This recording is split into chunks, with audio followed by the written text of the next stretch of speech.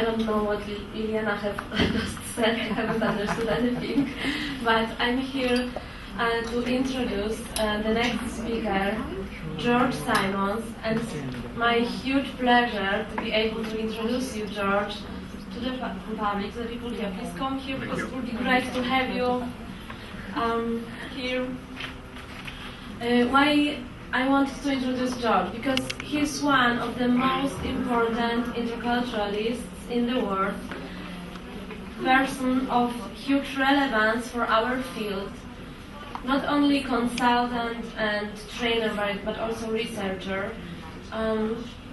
He affected a lot, huge the field and theories, and for our context it's important because he's creator of diversophy game. Diversophy is one of tools for intercultural trainings we use.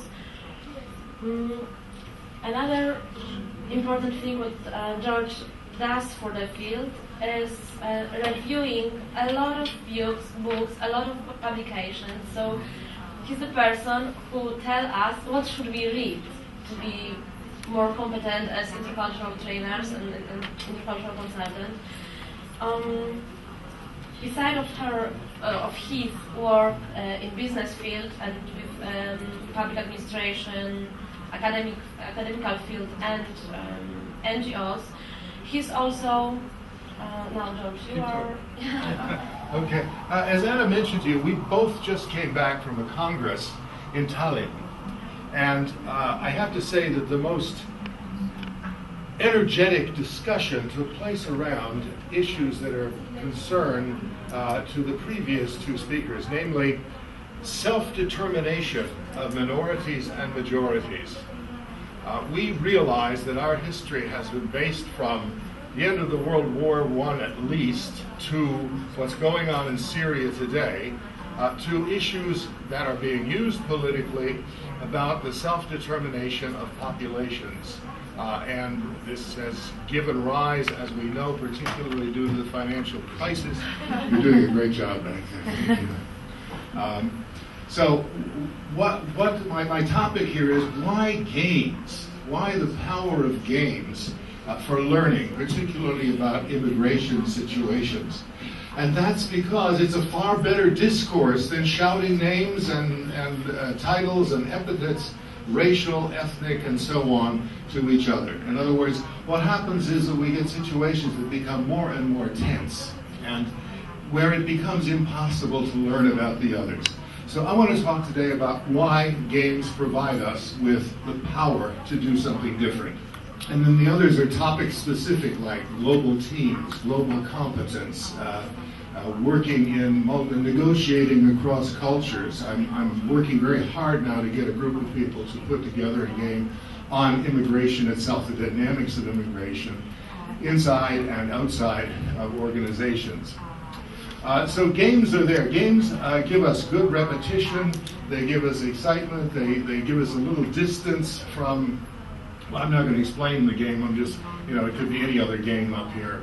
But they give us a chance to do repeated things, to learn new information, to try out our attitudes in the social group in which we were playing. And then we have simulations, okay? This one needs a little explanation. For a number of years now, I have taught in the management schools in Nice and in Lille, and I do a course on doing more business with the USA. These two people are coming to work. In other words, when the students come, it's a total simulation for 3 days. They arrive, they're given a social security card, they're paid minimum wage, which is not enough to survive, and then they have to earn a certain amount of money to get the various grades.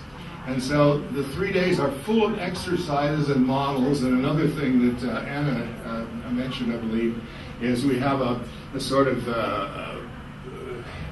behavior we call the cultural detective, which looks at the core discourse and values of different cultures. So we do that for the USA. I mean, we do everything, including going up to some Mexican student in the group and asking him for his identification card, like they do in some states, because they think he's an illegal immigrant, okay? So we try to make, the moment they walk in the classroom, they've walked into Phoenix, Arizona, or some place in the USA. That's just a prelude to say, I find that this kind of learning is overwhelmingly powerful in changing people. Now, the question is why? The joy of learning through gaming consists of 4 elements, and the theoretician for this is Roger Caillois, a Frenchman who lived in the first half of the last century, who pointed out that there are 4 elements of play that occur almost naturally in almost every culture. And your ability to call on these in creating the experiences, the games, and the simulations that are going to be effective in changing people's hearts, minds, and information depends on your ability to use as much of these as possible. Number 1, the Greek word agon, where we get agony in English. You see the guys going for the finish line. It's that giving it that last kind of effort in order to win in a game. And this is about competition, but basically the big competitor is yourself. So stretching yourself is one of the elements that we try to put into games. Get people beyond, let them, as they say, hit the wall, is a phrase that athletes use. That means it feels like I can't give it anymore, and yet I have to give it some more energy, some more engagement, okay? The second element, that's a Latin word for dice, alia, and alia means chance.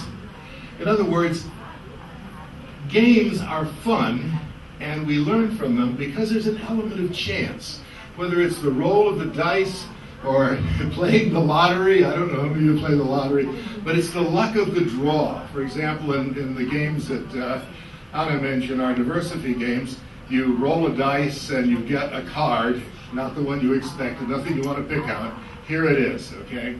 So chance makes games interesting, keeps people awake, keeps them alive, keeps them alert, keeps them learning. Then there's the element which we call vertigo. If this makes you sick, it's supposed to. Okay. And vertigo is the business of physical disorientation. Now, this is hard to put into some games, but nonetheless, when we get disoriented, like the little kid on the roller coaster, our system is open. It's open for learning, and we have forgotten all the rules and all of the restrictions that tend to come our way. So good games disorient the senses, make us topsy-turvy. We lose our normal frame of reference. And as you know, that's the way our minds work. We don't learn because every time we get a new piece of information, we connect it to, oh, I already know that. You know, we have an internal discussion going on about what we know and how we know it, and oh yeah, okay, and so I've already had this experience. So if a game can disorient you from your normal frame of reference, which is what a good game does, then your chances of learning are much better. And finally, there's this last element called mimos, another Greek word for mime or imitation, which is to say, you are allowed in games to be somebody else besides yourself. Good experiential activities and trainings answer all questions. However, great experiential activities and trainings question all answers. They open up the door to other possibilities for us.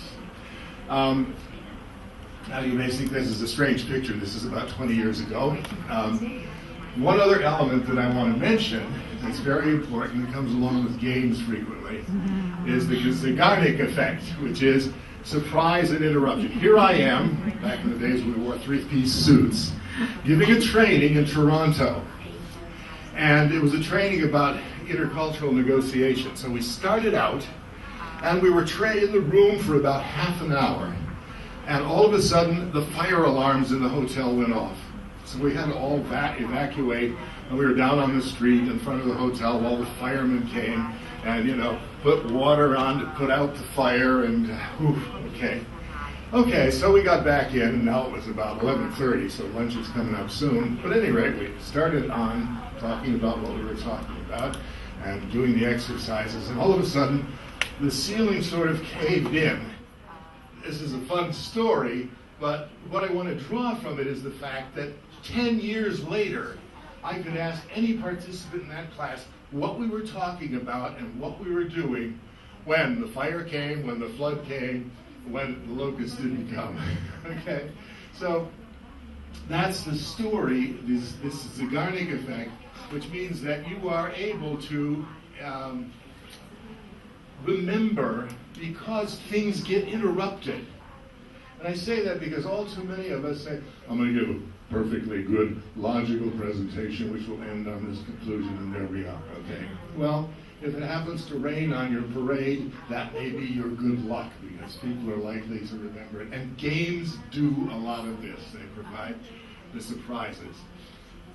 We have some ethical questions to ask. I'm not going to go into them in detail, but just some parameters. What's the boundary between simulation and life? Okay. Simulation often is a number of games put together, plus we're playing a role, as I do in my course for about 3 days in a row. These people are totally different in a different country, suffering whatever you suffer in that country and enjoying whatever you enjoy in that country. So sometimes you have to cheat, sometimes you have to create, a simulation is not a lie because we know it's a simulation. But sometimes we give people limited information because we want them to experience what it is.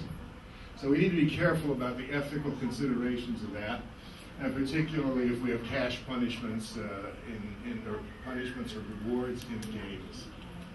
So that's it. We have a saying in the United States. There was a wonderful woman named Kate Smith who was a little bit chubby, and she was the person who sang at the end of all kinds of events. And so we have the saying, it's not over until the fat lady sings. Okay? And you can still hear her voice on the internet. Absolutely marvelous voice. The point I wanted to make, it's not over until it's over, and it's not over until you have successfully debriefed, discussed, explored the questions and learnings from any of these experiences. Thank you for inviting me. It's been a pleasure to be with you, and have a great rest of the day.